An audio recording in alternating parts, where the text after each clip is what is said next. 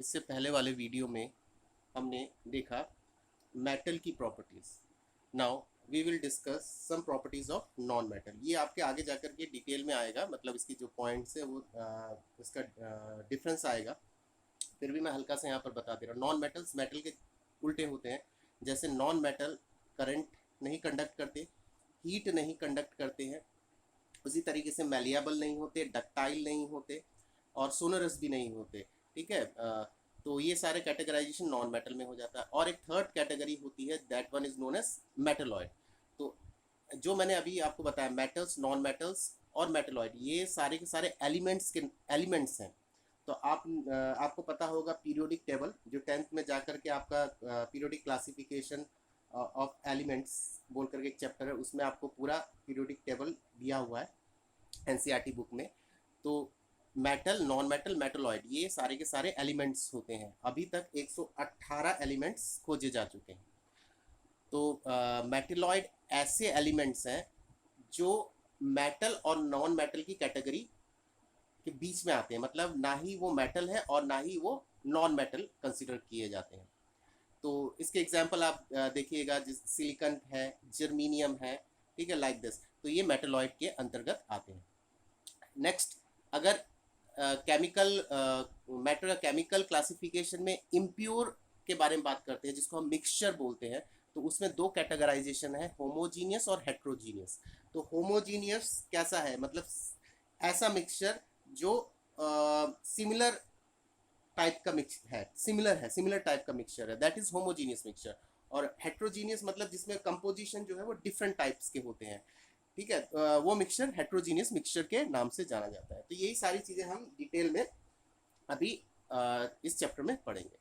तो नेक्स्ट है pure substance. तो प्योर सब्सटेंस, जैसे हमने बोला, the substances that consist of same kind of constituent particles are called pure substance. तो मैंने ऑलरेडी आपको बताया कि ऐसे सब्सटेंस जो एक ही तरीके के पार्टिकल्स के बनते हैं, वो किसके नाम से जाने जाते हैं? प्योर सब्सटेंसेस के नाम से जाने जाते हैं। और उनके नेचर पर, उनके कंस्टिट्यूएंट पार्टिकल के नेचर पर प्योर सब्सटेंस को दो ब्रॉडली दो कैटेगराइजेशन किया है। First one is element and second one is compound. तो जैसे मैं बताया कि एलिमेंट्स जो है वो 118 अभी तक खोजे जा चुके हैं। ठीक है, और कंपाउंड आप अभी जानिएगा कि एलिमेंट से ही कंपाउंड बनते हैं। तो पहला एलिमेंट क्या है? तो let us talk about element. तो एलिमेंट्स क्या है? तो एलिमेंट्स है the substances consist of only one type of atom are known as elements। तो सीधा सा डेफिनेशन आपको पता चल रहा होगा, जो भी सब्सटेंस एक ही तरीके के एटम से बनते हैं वो एलिमेंट्स के नाम से जाने जाते हैं। ठीक है, फिर से मैं रिपीट कर रहा हूँ, ऐसे सब्सटेंस जो कि एक ही टाइप के एटम्स के बनते हैं, क्योंकि आप जानते हैं एटम का डिवीजन फर्दर नहीं किया जा सकता। हालांकि किया जा सकता है, आप हायर क्लासेस में जाकर के इसके बारे में पढ़िएगा कि एटम्स के और भी डिवीजन होते हैं, बट आपके लेवल में भी आपको ये अंडरस्टैंड करना है कि एटम का फर्दर डिवीजन पॉसिबल नहीं होता। तो जो सब्सटेंसेस एक ही तरीके के स्मॉलेस्ट पार्टिकल मतलब एटम के बने होते हैं, उसको हम एलिमेंट्स का नाम देते हैं, उसको हम एलिमेंट्स कहते हैं। An element is a basic form of matter that can not be broken down into simple substance. तो क्या बोल रहा है कि एलिमेंट जो होता है वो किसी भी मैटर का सबसे बेसिक सबसे सिंपलर सब्सटेंस है।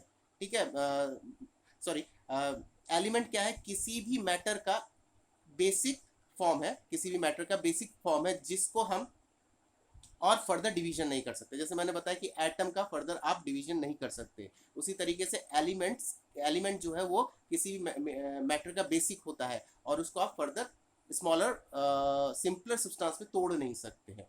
जैसे एग्जांपल क्या है? एग्जांपल हो जाएगा गोल्ड हो गया, ठीक है, सेकंड हो गया हाइड्रोजन, थर्ड हो गया ऑक्सीजन, एटसेट्रा। इस तरीके से आपको 118 पूरे एलिमेंट्स देखने को मिलते हैं पीरियोडिक टेबल में, आपके पीरियोडिक टेबल में।